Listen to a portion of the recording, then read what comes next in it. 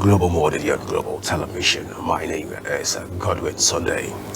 Well, we woke up to the realization that quite a number of PDP members are leaving the party. One would say that in search for greener pastures in the All Progressive Congress, which tends to be the fat bull and the big cow right now, where people have alleged that if you get to the All Progressive Congress, your sins will be forgiven. Are the PDP members leaving the party due to the fact that they are under the watch list of the Economic and Financial Crimes Commission, or they're leaving the party in order to make ends meet or get the favor of the president and get the attention of the president, like most PDP governors that have left the party before now are saying that they've left because they want the attention of the president and they want cognitive development attract cognitive development for their people. But how far have this played out? Well, joining me to talk about the matters that are rising in the PDP and also looking at various defection that is going on in the party is Bilal Aliyu, who is a member of the People's Democratic Party and also public affairs analyst. First, you're welcome to Global Morning, Bilal. It's my pleasure, Godwin. All right, Bilal, let's X-ray activities in the party this morning. What do you make of the various defection in the party right now? Well, actually, there's no cause for alarm. It's not something strange to the party at large. We have witnessed series of defections, over the years. So in this case, looking at the situation on ground, we all know that the All Progressive Congress is trying to turn the nation into a one-party system based on the fact that those people are very scared of rivalry and competition. And the president has been doing some form of political permutations in regards to the 2027 elections a lot. So in this case, there's no cause for alarm because it doesn't matter about the amount of governors that you have. The 2027 elections is all about the All Progressive Congress and Nigerians at large. Well, when we look at all of this conversation, even from on Wednesday till today, we've heard this rhetoric that the election, come to election 2027, it will be election with the people of Nigeria versus the All Progressive Congress. And different stakeholders, Atiku, Saraki, have all come out to state their position even on this matter. But could there be more why PDP members are leaving the party? Could it be attributed to the fact that we have PDP have internal crisis, or the Atiku factor and Atiku Wike factor could be responsible for the PDP crisis? All this party secretariat and all of the secretary of the party, what could be the major reason why members are defecting at the moment? Well, from the look of things, you tend to find that the FCC minister, is working for the present administration, and they have adopted him as a tool to cause disruptions within the People Democratic Party. And in that case, we need to know that all this started since the 2023 elections by Atiku not adopting him as the vice presidential candidate.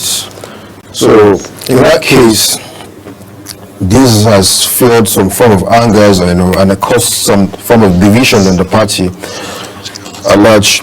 But in this case, the PDP is still strong enough to, be able to combat these issues and all. And another factor is that most of these PDP governors, like the likes of Makinde and Bola Mohammed, who are vying for the 2027 presidential ticket in the party, and everybody that sees Atiku as a threat. But when you look at this, at things, this is democracy, you get. So in this case, it's all about numbers, and the party today, the only person who has the political, gravity to be able to, fight the All Progressive Congress is Atiku. He has the charisma, he has the credentials, and the expertise in order to, drift Nigeria from this, terrible state we find ourselves today. So in that case, and we also know that the FCC minister too, is also interested in clinching that ticket, and there is no one big enough to outwit Atiku at the primaries. So that's just the situation on ground. But majority of the party members, party faithfuls, have come out to say, especially the governors forum of the People's Democratic Party, have come out to say we want to zone the party to the south so that presidency can go to the south. On the other hand, Atiku is clamoring for a coalition between other minority groups and political party to be able to upsurge and take over power from the All Progressive Congress. But in that meeting, quite a number of governors were missing in that meeting, despite the fact that it is still what the decision of that meeting was still binding on the governors. Let's look at this from this light. Could we attribute this whole decision of party members to decamp at this crucial time of the PDP party members decamping? Could this be attributed to that meeting, despite the fact that Atiku has come out and the party seems to still be working towards getting a coalition going on, despite the fact that the party governors have come out to say that they don't want it? Could this loggerhead be another factor that could have led to the many defections that we're seeing at the moment?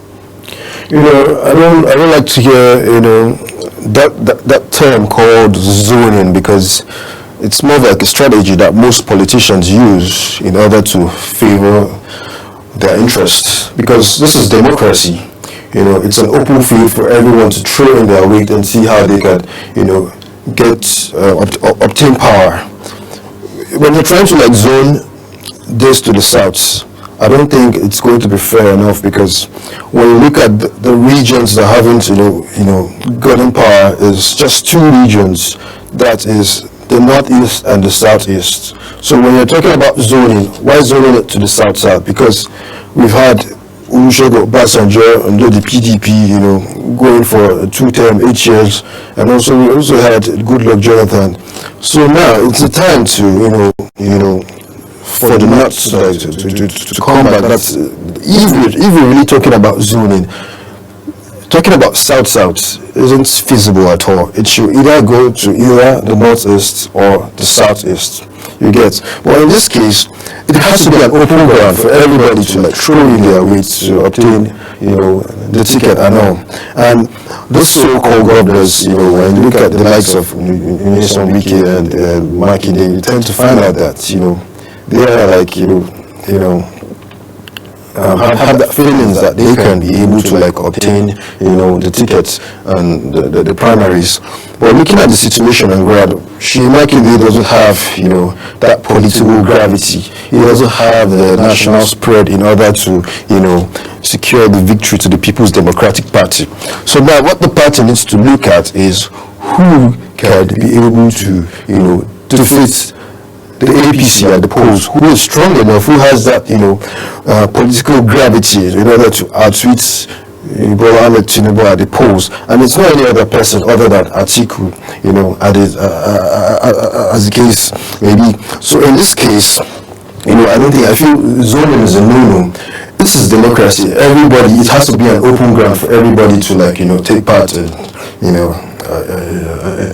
the polls. I know. And looking at the defections, I know. Well, anybody that wants to defect should defect, because we are still intact, and this is the largest political party in West Africa, and we have that experience over the years. Most of the development that you see today all facilitated by the PDP government. I know these are people, most of the people that you also see in the APC today were we're coming from the People's Democratic Party. I know.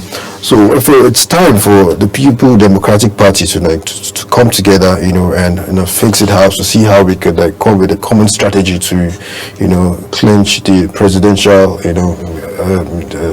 mandate in 2027. And again, also in this case,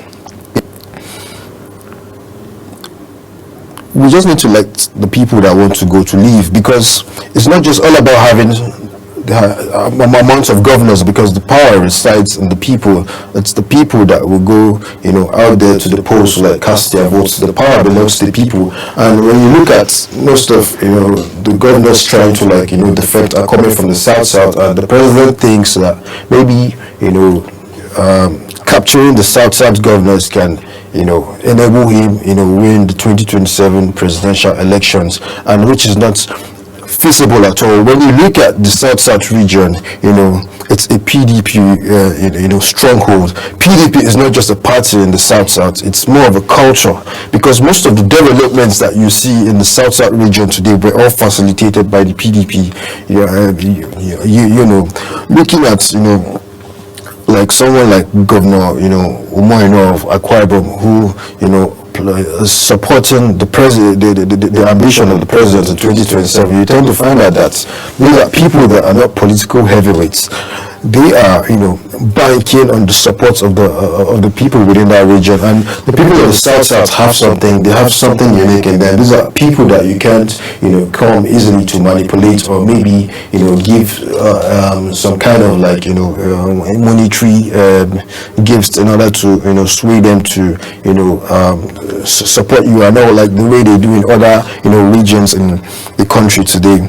So there's no cause for alarm, because the PDP is still, strong enough and ready to clinch the 2027 presidential, mandate. And also, we're really strong enough. We're really strong enough to, become victorious in the 2027 election, and also the coalition. So lots of people are being confused about this. The coalition is different from a merger, so it's all about coming together with other minor parties, to see how we can come together and support the People's Democratic Party in 2027 elections. All right. So we didn't see the governor of Delta State, Decamp. PDP didn't see it coming. I guess if people that saw it coming, they would have been able to prepare ahead for the governor of Delta State. But now we're seeing a lot of political heavyweights in Delta State that belong to the People's Democratic Party also defecting to the All Progressive Congress. Doesn't this also send a wrong signal to the party as it stands right now, that the party is losing strongholds due to the fact that pro-Atiku, pro-Wike, and all of this instability and crisis in the party is overwhelming the members of the party? We're not seeing it in that light. Well, it's normal to have crisis in a political party, because the political party is made up of people with common from it, having different form of interest. I know. So in this case, when you look at the situation on ground, you tend to find out that Delta is a PDP stronghold. And when you look at the 2023 elections, we tend to find out that at that point we had a deputy senate president who was the APC gubernatorial flag bearer, whereby people. And he has decamped to APC. No, the APC. No. Okay, Then the gubernatorial candidate in 2023 happened to be the deputy senate president. All right. And based on the fact that he has the political machineries at his disposal to see how he could influence the people, it went otherwise because the PDP had to win the elections. Because when you look at the governor of Delta State, you tend to find out that he doesn't really have any form of political gravity, and also Ifeanyi Okowa, because these are people that are banking on the support of the people, because that's is a PDP stronghold. So we're not disturbed about the people, the campaign. Just look at the situation in Delta State. For example, you tend to find out that it's just majorly the governor and the former governor with his cabinet members that are to the camp. But you look at people in the House of Assembly, they're still intact. PDP members are still maintaining their positions and all, because they know the consequences of the campaign to the APC, because Delta State is a PDP stronghold. This is a state that most of its projects and infrastructures were being facilitated by the past PDP governments. And looking at Ifeanyi Okowa, he has no political gravity at all, because looking at the trend, some people are like, okay, yes, he was a vice presidential candidate under the PDP. He being adopted as a vice presidential candidate was not because of his political relevance. It's just because of something. When you look at the nature of the office of the vice president, you tend to find out that that's an office of people, of intellectuals, like people that are technocrats. When you look at the likes of Goodluck Jonathan, Sambo, and Atiku, like these are Yemi Osinbajo, you tend to find out that these are technocrats, people that are less political. That's how the nature of the office of the vice president is, because it's not just all about your political weight or anything. Because looking at Ifeanyi Okowa is more of a technocrat and he was unable to also deliver the River State to the PDP in the 2023 general elections. That's quite interesting. Let's take the conversation a bit further and beaming our lights, our searchlights in various states, like Akwa Ibom State at the moment, where the governor is already tilting his sword towards the All Progressive Congress. Of course, the governor have come out to speak about the fact that President Bola Tinubu will be going for another 4 years, and he'll be able to remain in office for that period of time. Do you see a decamping coming from that access? Or again, you feel the governor is not dissatisfied also with some of the activities of the party as it stands right now? Looking at that state, the Senate President hails from that state. Yeah. And the president has brought in a very huge infrastructural project. That's the coastal highways from Uyo down to Lagos. And it's going to be, that project is going to be beneficial to the states. And there has been some persuasions whereby they want the governor to tilt towards the APC. But looking at the situation on the ground, we tend to find out that the governor is also confused to either become to the APC or remain in the PDP, because the South region is a PDP stronghold. PDP is not just a party, it's a culture in that region. Because looking at Godswill Akpabio, who was the governor for 8 years in Akwa Ibom, under the PDP, who later decamped to the APC and was unable to deliver his state to the APC, because they all know that the APC has nothing to offer, that region. So the governor is scared of losing his seat, because once he decamped to the APC, automatically he's going to lose it in 2027. Akwa Ibom today is a PDP stronghold. Also, assembly members from the local government, chairman and all. It's all PDP, except for just one local government. I think out of 31 local governments, which is the local government of the Senate president at large. So there's nothing to worry about, because the PDP is putting its house in order to prepare for the 2027 general elections, and definitely the PDP is going to get back to the villa.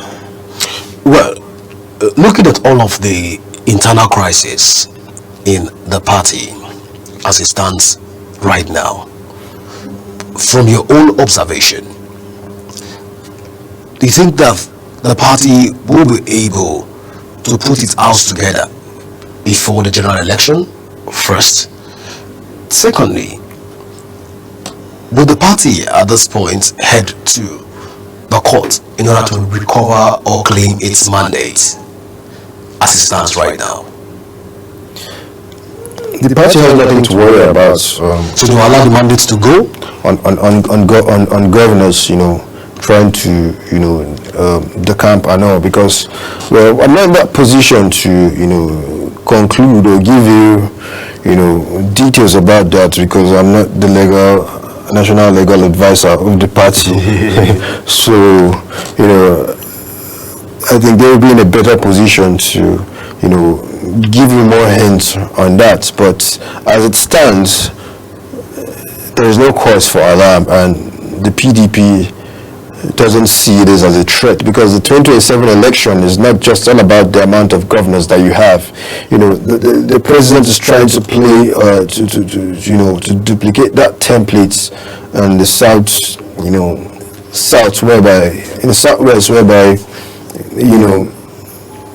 the government decides, the party of the day decides what's the outcome of every election cycle. But in this case, Nigerians are tired and all. People want a change, and it's high time the PDP becomes victorious in the 2027 general elections. Bilal, two persons have been on the front burner of the PDP crisis, and these are allegedly the person of former Vice President of Nigeria, Atiku, and the person of Nyesom Wike. You said that Nyesom Wike is working right now for the president and with the president, and of course we want to also support the president for his second term ambition. On the person of Atiku, on the other hand, it has been alleged that he is also working against the party in the light of some of the decisions he's taken, even as a presidential candidate of the party, and pushing for coalition. This is further allegedly dividing the party. Why are party members not talking about expelling these two in order for the party to forge ahead? Because you understand that if you fall into the Wike divide or you fall into the Atiku divide, but whichever way you are on one side of the divide, why is PDP as a party not having that conversation of expelling these two individuals in order for the party to regain its glory? Well, it's very unrealistic to come up with any form of negotiations with the FCT minister based on the fact that he's a beneficiary of the present administration and is working for the government. So he will want to use every opportunity at his disposal to, disrupt the activities of the PDP and weaken the party. Atiku, on the other hand, is not trying to divide the party. He's trying to bring in more people to the party by forming a coalition. right now the issue on ground is not just it's beyond party politics. It's all about coming up with a formula and implementing strategies in order to take back, Nigeria from the people frontlining the affairs of governments today. So in that case, there is no any form of division. No matter how you come to make any form of negotiations with the FCT minister, it's going to eventually come up in vain, because based on his own interests, and he's so bitter. Politics is not a game of emotions. It's more about diplomacy. And if you're not diplomatic enough, people will have to move on and do away without you. And as it stands today, the FCT minister is losing his grounds because the party is too big for him to defeat at large. So this time around, people are tilting towards the side of the People's Democratic Party, based on it's a party that is well experienced over the years and has that political structure and national spread in order to become victorious in the forthcoming elections. And the mistake that the present administration is doing is that they feel weakening the oppositions can enable them, win the 2027 general elections, and which is not feasible at all. This time around, it's more of Nigerians and the APC versus the APC. Well, quite interesting conversation so far, Bilal. But Bilal, looking at all of this, you've still not spoken about the fact that Atiku or Wike should be expelled from the party, since it seems as though these two individuals, or two gentlemen, as you like to call them, are one of the reasons why the party is having a lot of internal crisis. Look at what happened during the course of the elections, where we saw the Wike literally working for President Bola Ahmed Tinubu, and PDP lost Rivers State in the presidential election, but regained Rivers State in the gubernatorial and the governorship election. Looking at all of this, you could see the handwriting on the wall. We could see the five governors that were in support of the person of Wike, and they were able to flow with Wike. They called them the Big Five, or the G5 then, and they were able to flow. Most of those governors almost lost their seats, and they were able to deliver. Look at Benue State. They all lost their seats except for that of Oyo State, Seyi Makinde. Oyo State. Benue lost its seat. Yes, Benue lost its seat to the APC. Looking at all of this, you could see Wike literally working against the party, carrying out anti-party activities. The light of Atiku, you understand, has been able to move against the interests of majority members of the party as it stands right now. Why is the party not calling for these two individuals or gentlemen to be expelled or asked to voluntarily vacate their seats in whatever capacity they are serving in the party in order for PDP to forge ahead? Or are members of the party happy with the various divide that the party has at the moment? Well, looking at the situation on ground, on the side of Atiku, there is no any form of anti-party activities.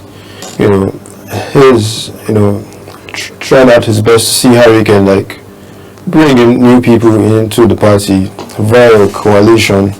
And on the side of the FCT minister, you're trying to find out that his own anti-party activities is really open, and he has admitted it openly. And the reason why the party hasn't, constituted a disciplinary committee panel against the FCT minister is based on the fact that they're being diplomatic. This is politics. You don't have to, react to every situation immediately. There are calculations on ground, and at the appropriate time, there will be a disciplinary panel that will be constituted, and such actions will be taken against the FCT minister. And on the side of Atiku, there's no need for any form of disciplinary actions against him, because he is not found wanting. There is no any form of misconduct in his activities at large. But you can't deny the fact that the two of them have created some form of a very wide divide for the party. I think it's not creating a divide. It's the FCT minister that is trying. The FCT minister and Atiku are having a loggerhead. Two of them are having disagreements. Two elephant fights. The grass is suffering. So it seems. So in order for us to cultivate the soil for productivity, shouldn't we rather be calling for expulsion of these two gentlemen? As I said, you can't just expel the two of them, because one person hasn't been found wanting, but the other side, which is the FCT minister, has been involved openly in some form of anti-party activities. So at this point in time, there are some calculations on ground, but politics is just all about calculations, not about your emotions. So at the appropriate time, there will be a disciplinary action, a disciplinary panel constituted, and such actions to be taken against the FCT minister. So there is no cause of alarm. There is no cause for alarm, and the People's Democratic Party, leaders, trying to sort out some root cause of issues on ground before heading towards that direction. Well, you are talking about the disciplinary committee for the party. Bilal, it's been 2 years since President Bola Tinubu was sworn in as the executive president and commander-in-chief of the Federal Republic of Nigeria. 2 years. And these 2 years have seen PDP members move. When we begin to measure the proportion of members of the People's Democratic Party that have moved, decamped, cross-carpeted from the People's Democratic Party to the All Progressive Congress, we'll look at the ratio. The numbers keep rising on a daily basis. And most of the reasons they give is that their decision is being fueled by the fact that the party is not ready to put its house in order.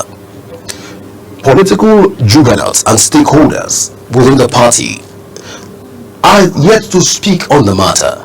But we saw the likes of Saraki yesterday having a press conference where he was literally saying that there is no cause for alarm even in the party. But for 1 year, 2 years, you will agree with me that there have been cause for alarm because of the number of decampees that we have, or that the People Democratic Party have in its internal structure. Going by all of this, not forgetting also that they will have 9 senators and House of Rep members, even from Delta State and other part of the country, from the People's Democratic Party, that are also decamping and cross-carpeting to the All Progressive Congress. We can't deny that fact, because it is on the public record that members of the People's Democratic Party are decamping, are cross-carpeting to the All Progressive Congress. Looking at all of this narrative, looking at all of this conversation from both sides of the divide, the disciplinary committee have not come out to speak. Neither have the disciplinary committee come out to even raise an eyebrow, or neither have we heard that the disciplinary committee has been set up in order to discipline certain individuals that have gone anti-party. Rather, we've seen Wike going to court to get an injunction from the court for him not to be expelled or treated unfairly in the party. Going by all of these rhetorics and theatrics that these gentlemen have found themselves, this political space, looking at all of this and trying to iron this situation and put it in right perspective, can we say at this point that the PDP National Committee has become, or it's tilting towards the direction of a toothless bulldog? Could we look at it in that light? Or can we look at it in that light? You know, when you look at the situation on ground, you tend to find that there's some form of sabotage, even at the National Working Committee, ranging from the issues of the National Secretary crisis and also other key stakeholders in the party. So in this case, the PDP is trying to take its time and be diplomatic in terms of resolving these issues that we've been facing for the past 2 years. And some talks have been happening to see how we can, resolve all these issues that we are facing. And we all know that it's not a difficult situation based on the fact that people have been bought and the opposition party has been, able to, use its political machinery at its disposal in order to cause disruptions of activities across opposition parties at large. As you could see from the Bukola Saraki press statements, whereby he said that there is no cause for alarm because the PDP is trying to put its house in order to resolve these issues and crises that we have been facing. So at the appropriate time, these issues are going to be resolved, and the people causing such disruptions in this party will be weeded out of the party on the long run. So these are more of politics is more of taking strategies and being tactful with your decision making and approach to situations at large. So the true members are more important than the larger populace of the party. Its true members of the party are more valuable, more essential, more pertinent. No. The party is bigger, and it's bigger than them. And it will take the party more than 2 years to call these two gentlemen to order. You see, in situations like this, you don't need to, rush things, and you need to be very tactful with your approaches to situations like this, and which are very, very. You just said that the party is bigger than the two individuals, and it's taking the party tactical brainchild for them to address this concern. Definitely, you need to be tactful in order to address situations like this. Or you can see the FCT minister going as far as obtaining court injunctions in order to prevent him from. But you've seen people defecting from the People's Democratic Party to the All Progressive, except the party. You say that your party is not bothered about the various defections that is happening at the moment. Yes, anybody that wants to defect is free to defect. We are not concerned about that, because what's the power rest on the people. It's the people that elect people into political offices and all. So the more they defect, the better it becomes for us. Then we get to know who are the true loyal people in the party at large. At the detriment of the party. It's not at the detriment of the party. Anybody can leave whether be a governor, or a local government chairman or whatever. See, People can live at the detriment of the, I just want to find, people can live at the detriment of the it's party. not at the detriment of the party. But they don't, they have supporters, they have followers, they have people that trust in them, and they have constituents that believe in their policies and their blueprints. See, when we look at the masses today, we tend to find out that they are against the present administration. So anyone trying to leave the PDP and move into the APC is either for any form of selfish interest at large, but the people are against them moving to the other party. That's why I'm trying to let you know that the 2027 election is beyond party politics. It's Nigerians versus the people frontlining the affairs of governance today. But it's an interesting conversation so far. But you saying that like every other PDP stakeholders have come out to say that if members want to go, let them go. It won't hamper the growth. It won't tamper with the growth and development. Let me give you an instance. All right. The 2023 general elections. Look at the LP, for example. Had no structures, no senator, no House of Reps or State House of Assembly members, but they were able to obtain or secure up to 6 million votes cast without no political structure. So what I'm trying to let you know is that the election situations in Nigeria, it's beyond party politics. You get, the party is not the structure, the people that structures puts in place.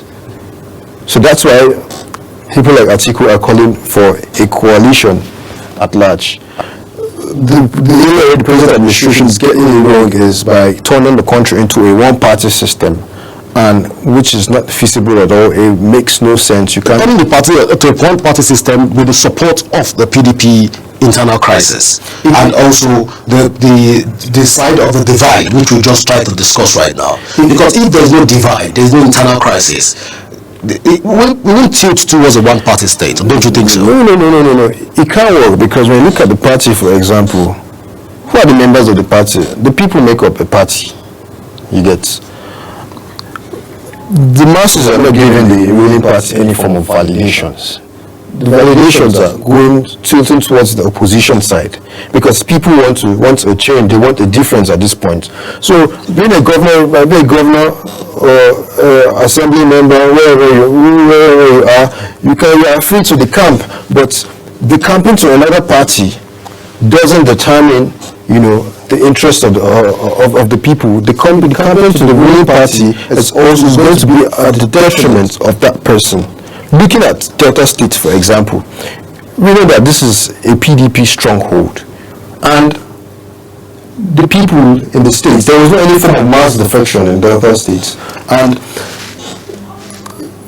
the people they didn't give the government any form of validations. It's just as cabinet members, because they have no alternatives, because they know that if they decamp to the All Progressive Congress, they'll be losing their positions, because it's an appointed office. It's not like those of the House of Assembly, because people in the House of Assembly, the PDP members in the House of Assembly are still maintaining their positions. Their positions are intact.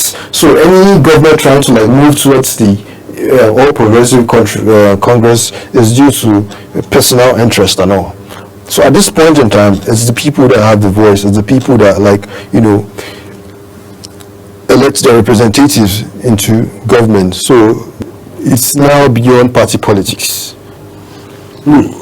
What an interesting conversation it has been so far, Bilal. At this point, I want to say thank you so much for finding out time to be with us, Bilal, even on Global Morning today. It's my pleasure. All right, viewers, this is how far we can go on this conversation on the matters arising in PDP and the campaigns that we have going to the All Progressive Congress. We'll take a